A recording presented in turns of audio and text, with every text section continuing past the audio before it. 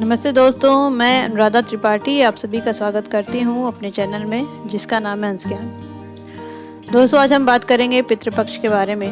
पितृपक्ष कब से कब तक है, पितृपक्ष क्या होता है, क्यों मनाया जाता है, इसका महत्व क्या है, पितृपक्ष में तर्पण और श्राद्ध कैसे किया जाता है, ये सारी बातें आज हम आपको इस वीडियो में बताएंगे। और साथ में ये भी बताएंगे कि पितृपक्ष में हमें किन किन बातों का ध्यान रखना चाहिए, कौन से कार्य करने चाहिए और कौन कौन से कार्य नहीं करने चाहिए। दोस्तों, सबसे पहले हम ये जान लेते हैं कि पितृपक्ष होता क्या है।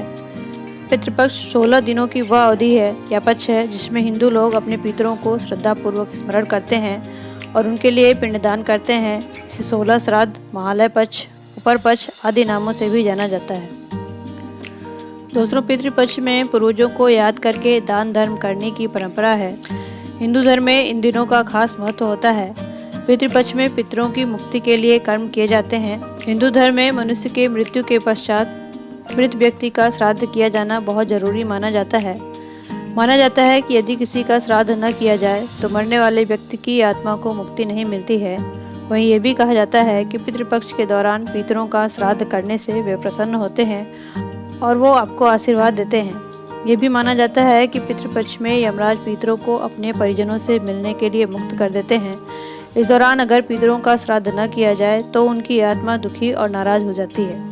और यदि आप इन दिनों उनका श्राद्ध और तर्पण विधि पूर्वक करते हैं तो उनकी कृपा से जीवन में आने वाली सभी प्रकार की बाधाएं और रुकावटें दूर हो जाती हैं और व्यक्ति को कई तरह की दिक्कतों से मुक्ति मिल जाती है। दोस्तों, पितृपक्ष में नियमित रूप से दान पुण्य करने से भी जिनकी कुंडली में पितृदोष होता है वो भी समाप्त हो जाता है। पितृदोष का होना भी बहुत बड़ी बात है। पितृदोष की वजह से बहुत सारी रुकावटें, विपत्तियां आपकी ज़िंदगी में आती हैं।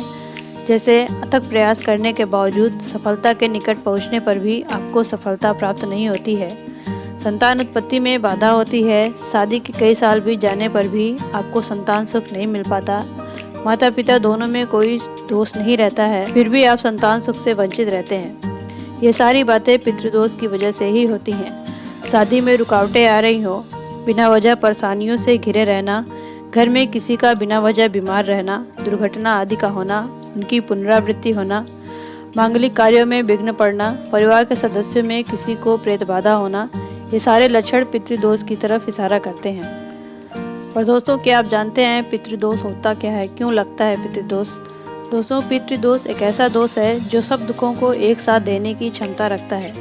पितृदोष कई कारणों से होता है। इंसान अपनी ज़िंदगी में जाने अनजाने कई ऐसे कृत्य कर देता है जिसकी वजह से उसे, उसके परिवार को और उसकी आने वाली पीढ़ियों को पितृदोष का सामना करना पड़ सकता है। उसके कुछ कारण निम्नलिखित हैं। पहला दोष ये है पितरों का विधिवत संस्कार या श्राद्ध न होना। दोस्तों, यदि आपके घर में किसी की अकाल मृत्यु हुई हो या दुर्घटना में मृत्यु हुई हो या किसी ने आत्महत्या किया हो या फिर कोई व्यक्ति अपनी अधूरी इच्छा के साथ मृत्यु को प्राप्त होता है तो भी आपको पितृदोष का सामना करना पड़ सकता है, क्योंकि ऐसे लोगों की आत्माओं को शांति नहीं मिलती। वो अपनी इच्छाओं को पूरी करने के लिए मृत्यु लोक में ही भटकते रहते हैं। और अगर आपके घर में या आपके साथ पुश्तों में भी किसी का अंतिम संस्कार विधिवत ना किया गया हो तो भी आपको पितृदोष लग सकता है। जो आपके पितृ हैं, अगर उनका समय से तर्पण न किया जाए और उनका पितृपक्ष में श्राद्ध न किया जाए तो भी आपको पितृदोष लग सकता है। दूसरा कारण है पितरों की विस्मृति या अपमान। अगर आप अपने घर के बड़ों को भूल जाते हैं, उनका आदर नहीं करते, उनका अपमान करते हैं और उनके मृत्यु के पश्चात भी उनका सही से संस्कार और समय समय से श्राद्ध नहीं करते हैं तो भी आपको पितृदोष लगता है। दोस्तों, हमें पितरों को सदैव याद रखना चाहिए। कोई भी आयोजन हो या कोई भी बड़ी पूजा हो, पितरों को याद अवश्य करना चाहिए। पहले उनकी पूजा करनी चाहिए। ऐसा करने से वे प्रसन्न होते हैं और आपको आशीर्वाद देते हैं। तीसरा कारण है धर्म के विरुद्ध आचरण करना। दोस्तों, यदि आप अपने धर्म का पालन नहीं करते हैं तो भी आपको पितृदोष लग सकता है। अपने धर्म के रीति रिवाज, संस्कार, परंपराओं का निर्वाह न करने से भी पितृदोष लग सकता है। फललद्दे वृक्ष, पीपल, वट इत्यादि को कटवाने से भी पितृदोष लगता है। ये ऐसे वृक्ष होते हैं जिन पर पितरों का वास होता है, अतः ये वृक्ष नहीं कटवाने चाहिए। पांचवा कारण है नाग की हत्या करना या किसी से करवाना या फिर उसकी मृत्यु का कारण बनना, इससे भी पितृदोष लगता है। छठा कारण है गौ हत्या या गौ का अपमान करना। दोस्तों, यदि आप गौ माता का अपमान करते हैं द्वार पर आई गौ माता को मार के भगा देते हैं, आपको गौ हत्या लगता है, तो भी आपको पितृदोष का सामना करना पड़ सकता है। 7वां कारण है कुल देवता देवी की विस्मृति या अपमान करना। यदि आप घर की किसी पूजा या आयोजन या संस्कार इत्यादि में अपने कुल देवता या कुल देवी को भूल जाते हैं, उनकी पूजा नहीं करते, तो उनका अपमान होता है। इसकी वजह से भी पितृदोष लगता है। 8वां कारण है पवित्र स्थल पर गलत कार्य करना। अगर आप किसी पवित्र स्थल पर शौच या मूत्र विसर्जन करते हैं या फिर कोई और गलत कार्य करते हैं, तो भी आपको पितृदोष लगता है। निचले कुल में विवाह करना। दोस्तों, यदि आप अपने से नीचे कुल में विवाह करते हैं तो भी आपके पितृ आपसे नाराज होते हैं और आपको पितृदोष लगता है। पराई स्त्री से संबंध बनाना। यदि आप अपने परिवार के प्रति ईमानदार नहीं हैं, पराई स्त्री के साथ संबंध रखते हैं, तो भी आपको पितृदोष का सामना करना पड़ सकता है। गर्भपात कराना या किसी जीव की हत्या करना। कुल की स्त्रियों का अमर्यादित होना। अगर आपके कुल में स्त्री अपनी मर्यादा में नहीं रहती है, बड़ों का सम्मान नहीं करती है, संस्कारों और रीति रिवाजों का पालन नहीं करती है या पर पुरुष में रत रहती है, तो भी पितृ नाराज होते हैं और आपको श्राप देते हैं। 16वां कारण है पूज्य व्यक्तियों का अपमान करना। इत्यादि कई कारण हैं जिनसे पितृदोष लगता है। दोस्तों, ये तो हुए कारण जिनसे पितृदोष होता है। अब हम आपको कुछ ऐसे उपाय बताएंगे जिनसे पितृदोष का प्रभाव कम होता है और आपके पितृ आपसे प्रसन्न होते हैं। श्राद्ध पक्ष या पितृपक्ष में अपने पितरों को तर्पण और उनका श्राद्ध अवश्य करें। पंचमी, अष्टमी, नवमी, चतुर्दशी, अमावस्या, पूर्णिमा को पितरों के निमित्त दान इत्यादि करें। घर में भगवत गीता का पाठ, विशेषकर 11वें अध्याय का पाठ नित्य करें।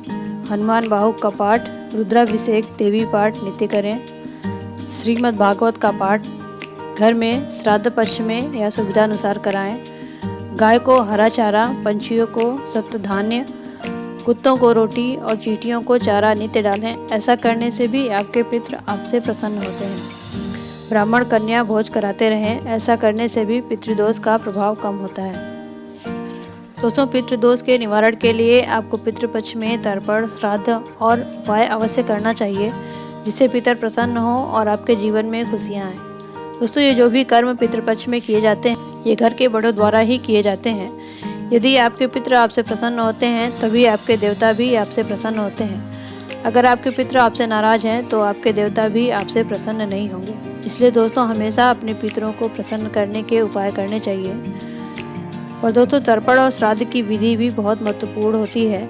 अगर श्राद्ध या तर्पण विधि पूर्वक न किया जाए, तो भी आपके पितरों को मुक्ति नहीं मिलती है। वे दुखी होते हैं और आपसे नाराज होते हैं और आपको श्राप देते हैं। तो विधि का अवश्य ध्यान रखिएगा। दोस्तों, तर्पण और श्राद्ध की विधि क्या है, ये आज मैं आगे आपको इस वीडियो में बताऊंगी। पर आगे बढ़ने से पहले मेरे चैनल को लाइक और सब्सक्राइब कर लीजिए, ताकि आपको आपकी सारी समस्याओं का हल हमारे वीडियोज के माध्यम से मिल सके। चलिए शुरू करते हैं। दोस्तों, हम जानते हैं कि तर्पण की विधि क्या है। पितरों को जल देने की विधि को तर्पण कहते हैं। तर्पण के समय कौन से मंत्र पढ़ने चाहिए और कितनी बार पितरों को जल देना चाहिए, कितने दिन जल देना चाहिए, ये सारी बातें आज हम आपको इस वीडियो में बताएंगे। आइए जानते हैं। दोस्तों, तर्पण की 2 विधि होती है। एक सरल विधि होती है जिसमें सबको साथ में जल दे दिया जाता है, और एक विधि होती है जिसमें सबको अलग अलग जल दिया जाता है। तो सबसे पहले हम सरल विधि जान लें। तर्पण के लिए प्रतिदिन सुबह उठकर स्नान आदि से निवृत्त होकर तर्पण की सामग्री लेकर दक्षिण दिशा की ओर मुँह करके अपने हाथ में कुश, जल, अक्षत, पुष्प और तिल लेकर दोनों हाथ को जोड़कर अपने पितरों का ध्यान करते हुए उन्हें आमंत्रित करें। इस दौरान ओम आगच्छन्तु में पितर एवं ग्रहन्तु जलांजलिम का जाप करें। अब उसे पितरों का नाम लेते हुए पृथ्वी पर गिरा दें। इस तरह 5, 7 या 11 बार अंजलि दें। जीवन में सुख और शांति और समृद्धि बनाए रखने के लिए प्रार्थना करें। दोस्तों, ये तो हुई सरल विधि। इसमें आप सबको एक साथ जल दे सकते हैं, परंतु यदि आप अपने पितरों अर्थात माता पिता, दादा दादी इत्यादि को अलग अलग जल देना चाहते हैं, तो ये विधि अपनाएं। तर्पण के लिए पिता को जल देने का मंत्र अपने गोत्र का नाम लेकर बोलें। गोत्रे अस्मत् पिता, पिता का नाम शर्मा, वसुरूपत तृप्यतमिदं त्रिलोकदकं गंगा जलम वा तस्मै स्वधा नमः, तस्मै स्वधा नमः, तस्मै स्वधा नमः। इस मंत्र को बोलकर गंगा जल या अन्य जल में दूध, तिल और जौ मिलाकर 3 बार पिता को जलांजलि दें। जल देते समय ध्यान करें कि वसु रूप में मेरे पिता जल ग्रहण करके तृप्त हों। इसके बाद पितामह को जल दें। तर्पण पितामह को जल देने का मंत्र है, अपने गोत्र का नाम लेकर बोलें, गोत्रे अस्मत् पितामह, पितामह का नाम, शर्मा वसुरूपत तृप्यत मिदम त्रिलोदकम गंगा जलम वा तस्मै सुधा नमः, तस्मै सुधा नमः, तस्मै सुधा नमः। इस मंत्र से पितामह को 3 बार जलांजलि दें। जिनकी माता इस संसार से विदा हो चुकी हैं, उन्हें माता को भी जल देना चाहिए। माता को जल देने का मंत्र पिता और पितामह के मंत्र से अलग होता है। उन्हें जल देने के नियम भी अलग होते हैं। चूँकि माता का ऋण सबसे बड़ा माना गया है, इसलिए इन्हें पिता से अधिक बार जल दिया जाता है। माता को जल देने का मंत्र है, गोत्र का नाम लेकर बोलें, गोत्रे अस्मन् माता, माता का नाम, देवी वसुरूपास्त तृप्यत मिदम त्रिलोदकम गंगा जलम व तस्मै सुधा नमः, तस्मै सुधा नमः, तस्मै सुधा नमः। इस मंत्र को पढ़कर जलांजलि पूर्व दिशा में 16 बार, उत्तर दिशा में 7 बार और दक्षिण दिशा में 14 बार दें। दादी के नाम पर तर्पण। गोत्र का नाम लें, गोत्रे पितामह, दादी का नाम, देवी वसुरूपास्त तृप्यत मिदम त्रिलोदकम गंगा जलम व तस्मै सुधा नमः, तस्मै सुधा नमः, तस्मै सुधा नमः। इस मंत्र से जितनी बार माता को जल दिया है, उतनी बार दादी को भी जल दें। श्राद्ध में श्रद्धा का विशेष महत्व होता है, इसलिए जल देते समय मन में माता पिता और पितरों के प्रति श्रद्धा का भाव जरूर रखें। श्रद्धा पूर्वक दिया गया अन्न जल ही पितर ग्रहण करते हैं। अगर श्रद्धा भाव से जल न दिया जाए तो पितर उसे ग्रहण नहीं करते। दोस्तों, गरुड़ पुराण के अनुसार पितृपक्ष में जिनकी माता या पिता अर्थात दोनों इस धरती से विदा हो चुके हैं, उन्हें अश्विन कृष्ण प्रतिपदा से अश्विन अमावस्या तक जल, तिल, फूल से पितरों का तर्पण करना चाहिए।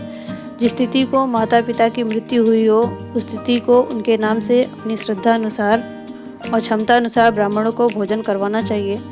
पितृपक्ष में भोजन के लिए आए हुए ब्राह्मणों को दक्षिणा नहीं दिया जाता। जो तर्पण या पूजन करवाते हैं, केवल उन्हें ही इस कर्म के लिए दान दिया जाता है। दोस्तों, अब हम जानते हैं कि पितृपक्ष में श्राद्ध कब किया जाता है और कैसे किया जाता है।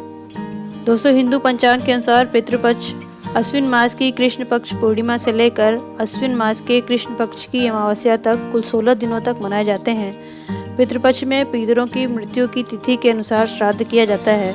दोस्तों, यदि आपको अपने पितृ की देहावसान की तिथि याद है तो उसी तिथि को आपको श्राद्ध करना चाहिए, और यदि नहीं याद है तो आपको अमावस्या के दिन श्राद्ध करना चाहिए। इस दिन सर्वपितृ श्राद्ध योग्य होता है। जिनकी मृत्यु दुर्घटना में हुई हो, ऐसे लोगों का श्राद्ध चतुर्दशी को या 14 को किया जाता है। दोस्तों, किसी सुयोग्य विद्वान ब्राह्मण के जरिए ही श्राद्ध कर्म यानी पिंडदान या तर्पण कराना चाहिए। दोस्तों, श्राद्ध कर्म में पूरी श्रद्धा भाव से ब्राह्मणों को दान तो दिया ही जाता है, साथ में गरीब की सहायता भी करने से बहुत पुण्य मिलता है। इसके साथ साथ गाय, कुत्ते, कौवे आदि पशु पक्षियों के लिए भी भोजन का एक अंश जरूर डालना चाहिए। यदि संभव हो तो गंगा नदी के किनारे पर श्राद्ध कर्म करवाना चाहिए। यदि यह संभव ना हो तो घर पर भी इसे किया जा सकता है। जिस दिन श्राद्ध हो उस दिन ब्राह्मणों को भोजन करवाना चाहिए। भोजन के बाद दान दक्षिणा देकर भी उन्हें संतुष्ट करें। श्राद्ध पूजा दोपहर के समय शुरू करनी चाहिए। योग्य ब्राह्मण की सहायता से मंत्रोच्चारण करें और पूजा के पश्चात जल से तर्पण करें। इसके बाद जो भी भोग लगाया जा रहा है उसमें से गाय, कुत्ते, कौवे आदि का हिस्सा अलग कर देना चाहिए। इन्हें भोजन डालते समय अपने पितरों का स्मरण करना चाहिए। मन ही मन उनसे श्राद्ध ग्रहण करने का निवेदन करना चाहिए। अब हम जानते हैं कि पितृपक्ष के दौरान कौन कौन से कार्य हमें नहीं करने चाहिए, कौन कौन से कार्य वर्जित होते हैं। पितृपक्ष के दौरान नए वस्त्र, सामान या किसी भी प्रकार के शुभ कार्य, विशेष पूजा पाठ और अनुष्ठान आदि नहीं किए जाते हैं। इस दौरान किए गए कार्य का शुभ फल प्राप्त नहीं होता है। जिस दिन आप किसी करीबी का श्राद्ध कर रहे हैं उस दिन पान खाने और तेल लगाने की मनाही है। इन दिनों रंगीन फूलों का प्रयोग भी वर्जित होता है। पितृपक्ष में शादी या उससे जुड़े हुए कोई भी शुभ कार्य नहीं किए जाते हैं। इस दौरान गरीबों, भिखारियों या किसी भी अन्य जीव जंतुओं का अपमान नहीं करना चाहिए। दोस्तों, हम जानते हैं पितृपक्ष इस वर्ष कब से कब तक है, किस दिन कौन सी तिथि पड़ती है। दोस्तों, 2021 में पितृपक्ष 20 सितंबर से लेकर के 6 अक्टूबर तक है। तिथि के बारे में आगे हम आपको बताते हैं। पूर्णिमा श्राद्ध है 20 सितंबर को, प्रतिपदा श्राद्ध 21 सितंबर को है, द्वितीय श्राद्ध 22 सितंबर को, तृतीय श्राद्ध 23 सितंबर को, चतुर्थी श्राद्ध 24 सितंबर को, पंचमी श्राद्ध 25 सितंबर को, षष्ठी श्राद्ध 27 सितंबर को, सप्तमी श्राद्ध 28 सितंबर को, अष्टमी श्राद्ध 29 सितंबर को, नवमी श्राद्ध 30 सितंबर को, 10वीं श्राद्ध 1 अक्टूबर को, एकादशी श्राद्ध 2 अक्टूबर को, द्वादशी श्राद्ध 3 अक्टूबर को, त्रयोदशी श्राद्ध 4 अक्टूबर को, चतुर्दशी श्राद्ध 5 अक्टूबर को और अमावस्या श्राद्ध है 6 अक्टूबर को। ये तो हुई पितृपक्ष के बारे में संपूर्ण जानकारी। आज के लिए इतना ही। अगर आपको मेरा ये वीडियो पसंद आया हो तो मेरे वीडियोज़ को प्लीज़ लाइक करें और मेरे चैनल को सब्सक्राइब करना ना भूलें और आगे की वीडियोज़ को देखने के लिए बेल आइकन को दबाएं।